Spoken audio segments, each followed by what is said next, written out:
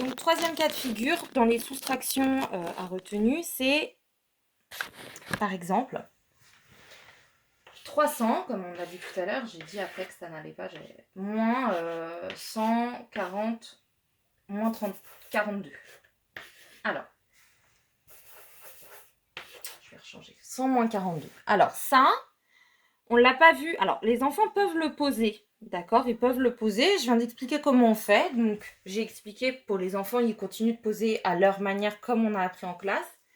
J'ai pas d'unité, je dois en enlever 2. Mince, problème. Je peux pas. Il faut que je grandisse mon 0. Je vais donc chercher une dizaine à côté pour la casser en 10 unités. Ah, mais j'ai pas de dizaine non plus. Donc, problème. C'est pas grave, je vais aller casser ma centaine. Donc là, en l'occurrence, j'en avais qu'une. Donc, je la prends et je la casse en 10. 5 et 5, 10. J'ai plus de centaines. Je l'ai prise et je l'ai explosée. Maintenant que j'ai 10 dizaines, je vais prendre une dizaine et je vais la transformer en 10 unités. Ici, du coup, maintenant, je n'ai plus que 9 dizaines.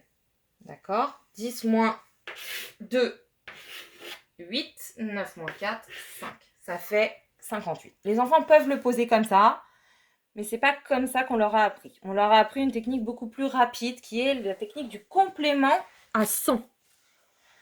La technique du complément à 100,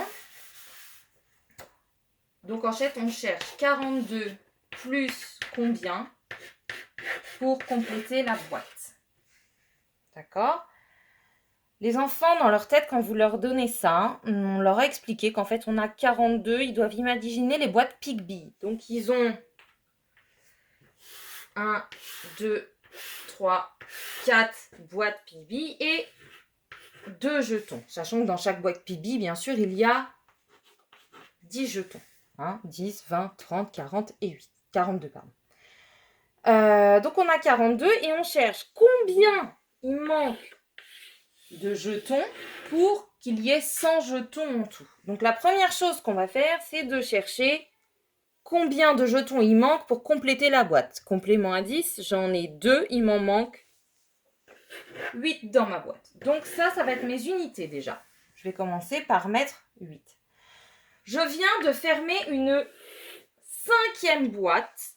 D'accord ? En mettant mes 8 jetons, j'ai maintenant 5.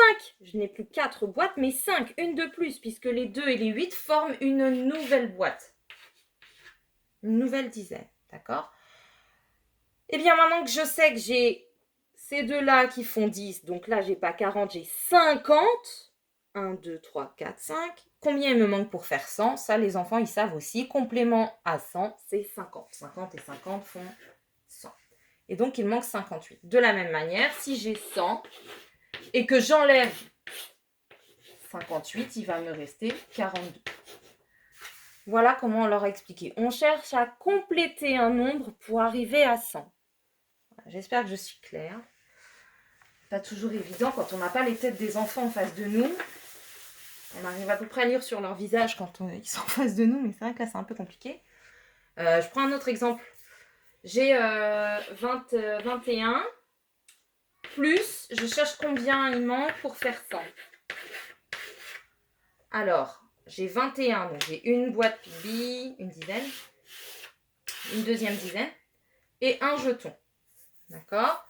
Je vais d'abord chercher mon unité. Combien il me manque pour faire ma 3e boîte ? Et c'est là qu'il ne faut pas se tromper, il ne faut pas oublier. 3e boîte, parce que là je vois 2, ils ont tout de suite envie d'écrire 8, le complément. Mais non, parce qu'on va avoir une 3e boîte qui va se créer.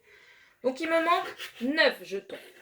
Je complète et du coup j'obtiens ma 3e boîte. Et maintenant je cherche mon complément de 3, c'est 7 dizaines. 3 dizaines plus 7 dizaines, ça fera 100. Voilà. En fait, il ne faut pas oublier les enfants que les unités doivent faire 10, mais que les dizaines doivent faire 9 et pas 10. Parce que c'est la faute que vous avez tendance à faire. Voilà. Bien. Voilà pour les compléments à 100.